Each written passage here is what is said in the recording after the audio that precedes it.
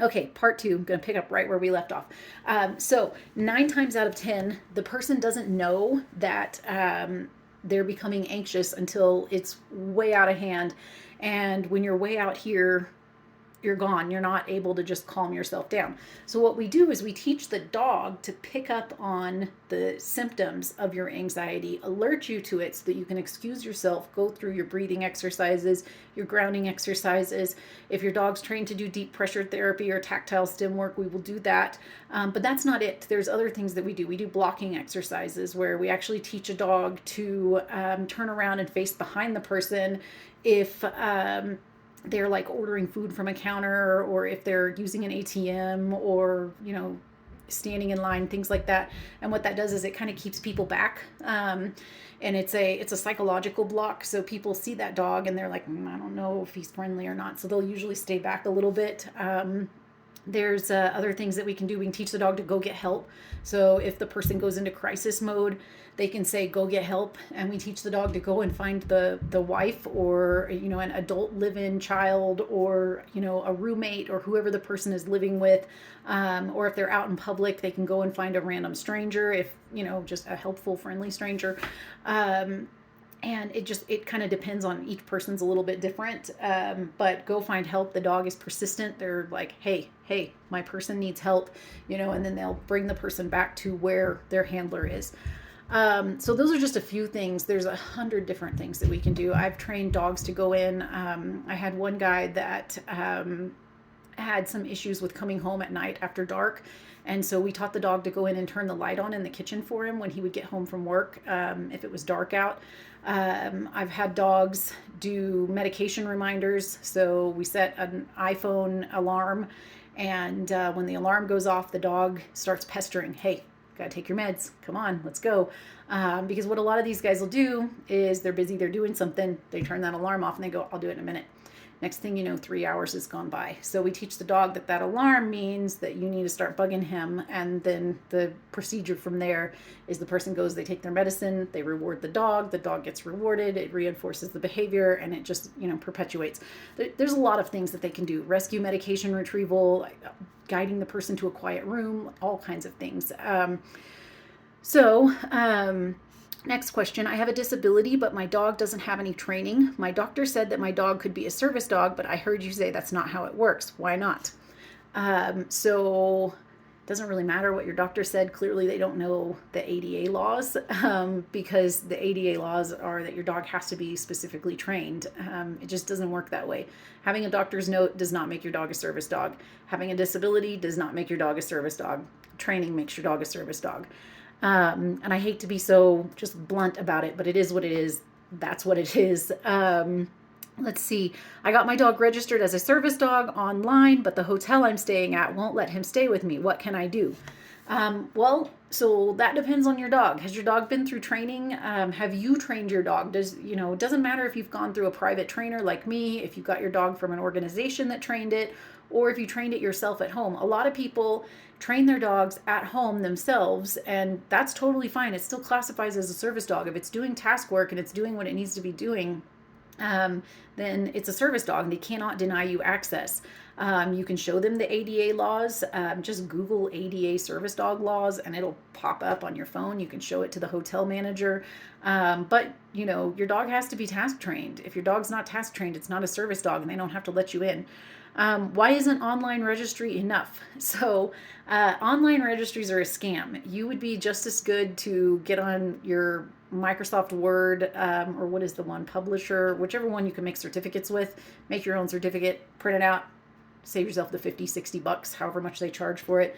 They'll send you a cheapy little cheesy vest that'll fall apart in a month.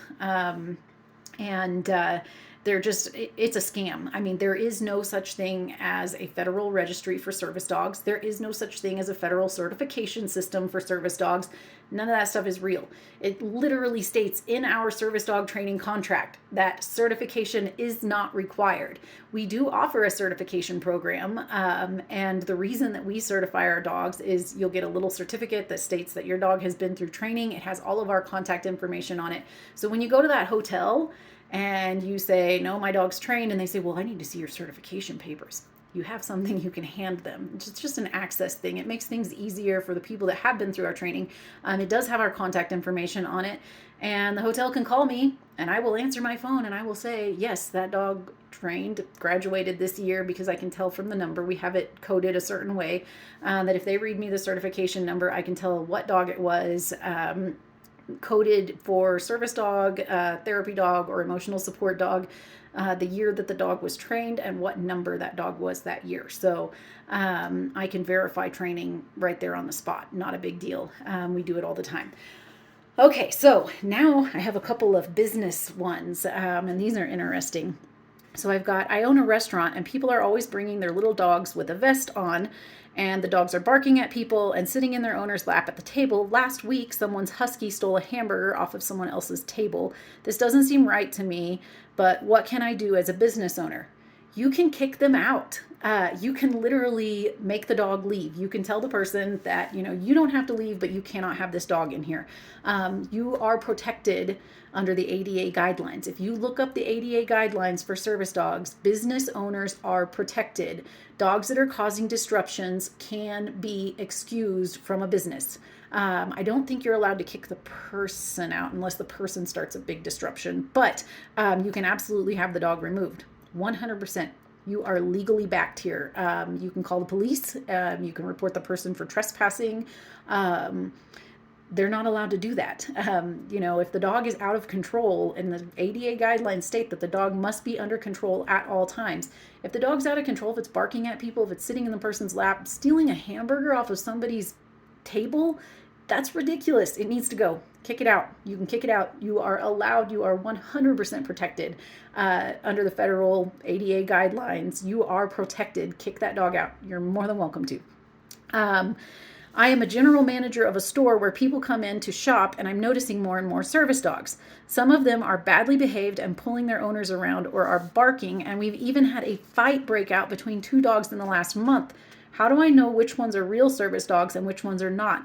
What do I do with the ones that are causing problems? Okay, same answer as the question before. Kick them out. If they're causing a problem, you can kick them out. If they are barking. So let's talk about alerts for a second.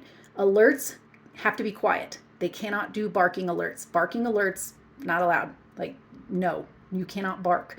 Some people train their dogs to bark alert. It's really, really bad etiquette to teach a dog to bark alert. The dog needs to be quietly putting a paw on the owner, jumping up on the owner. Nose boops are fine. Barking is not. Barking is a disruption, and the ADA specifically states that disruptions are not allowed. How do you tell the difference? Well, if the dog is walking in under control on a loose leash beside the handler, focused on the handler, not sniffing everything all around, they're probably public access trained. That does not necessarily mean that they are a true blue service dog under the ADA guidelines, because there's plenty of people out there that have really well-behaved dogs that they take out in public that aren't service dogs. And honestly, there's really no way for you to know other than ask, is this a service dog? So you're allowed to ask 2 questions. You're allowed to say, is this a service dog? And if the person says yes, you are allowed to say, is this dog task trained? And if the person says his task is that he keeps me comfortable, it's probably a fake. Or any variation of that. He keeps me calm, he keeps me comfortable, he makes me feel safe out in public, any of those things, fake. If you ask if it's a service dog and they say it's an emotional support dog, fake. Kick it out. Not a service dog. You can kick them out. If the dog's causing a disruption, doesn't matter if it's a service dog. If it poops in your store, that's another thing. The ADA guidelines specifically state they must be house trained. If it poops or pees, if you have a male dog come in and it marks on a pole in your store, kick them out. Service dogs can't do that. Now keep in mind, dogs are dogs. They're going to get sick from time to time. I had my dog in the store one time, and it's not a service dog. We were in Lowe's, and it was my own personal dog. And she got diarrhea in the middle of Lowe's. It was horrifying. It happens, very well-behaved dog, totally under control. Just whatever upset her stomach that day, she got diarrhea, and I was literally standing talking to an employee because he had come up and asked me questions about her. It's like the most embarrassing thing ever, but it happens. They are animals and they do get sick. Let's see. So, what are the best breeds to use as service dogs, and are there any breeds to avoid? So, I'll be honest, I'm probably going to get a lot of heat for this, but I avoid shepherd breeds as emotional, psychological service dogs for people with PTSD, trauma, that kind of things. German Shepherds are one of the most popular breeds in the nation, but I avoid them as service dogs. They tend to be far too in tune with their owner's emotions, and they tend to be in tune to the point that they feed off of them. So when you are crumbling, you need your dog to be a rock. You can't have a service dog that crumbles with you. You need a dog that's absolutely a rock. And a lot of the shepherds, just when you break down, they break down.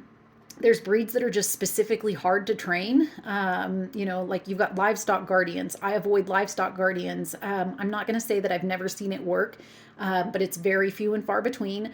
I have seen far more failures with livestock guardian breeds than what I have seen in all other breeds combined. Now you've got a dog, when you're talking livestock guardian, you've got a dog that is bred to be leery of strangers, that is bred to be independently thinking. They're not a breed that's bred to be trained. They're bred to work on their own out in the field and babysit the livestock.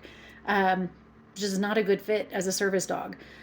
Other breeds, just notoriously hard to train breeds. I mean, I've got a Biesenhounds, and my Biesenhound, my male, is an exceptional temperament, and he's my service dog, demo dog, but would I trust him to just place with a working handler? Absolutely not. He's great for me going out in public, and I'm under, I'm on in control of him at all times, and he listens, he does what he's supposed to, but he's 50-50 on command sometimes, and that's just an Biesenhound thing. The other thing is anything under 30 pounds we don't allow in our program. I do not allow Chihuahuas. I do not allow Yorkies, Shih Tzus, Papillons, cute little dogs. Love them to death. They're great pets, but generally speaking, they're not the best for service dogs. Number one is they're really small. So if for some reason, they need to be on the floor. So service dogs etiquette, they can't be in the shopping cart. They need to be on the floor. It's just dangerous. They could get stepped on. They could get a shopping cart run over them.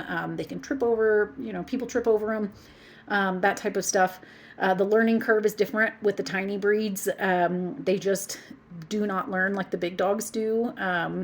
Not to say that they're dumb, because they're not. They're very intelligent. And if you've ever owned one, you know how intelligent and hard-headed and stubborn they can be.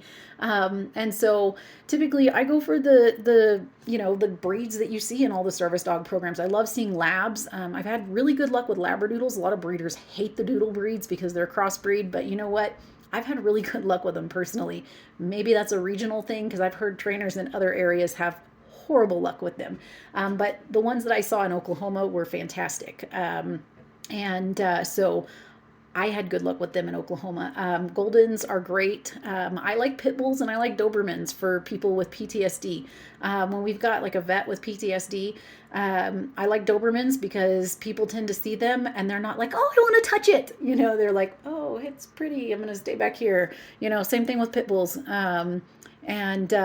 You'll get like, oh, he's pretty, I respect him, I'm going to stay over here, more than, if you have a husky. I avoid flashy colors. Anything merle, you don't want that as a service dog. If you have any kind of social anxiety disorder, trauma, anything like that, you don't want anything flashy, nothing blue-eyed, nothing merle, nothing brightly spotted, nothing predominantly white, because people will harass you everywhere you go about how cute it is and how they had a dog like that one time when they were a kid, or they knew somebody that had a dog like that, and just don't do it. Rare breeds, rare purebreds are another one that you're going to get a lot of questions about. And if you don't like people coming up and approaching you, avoid those. So I'm going to go part 3 now.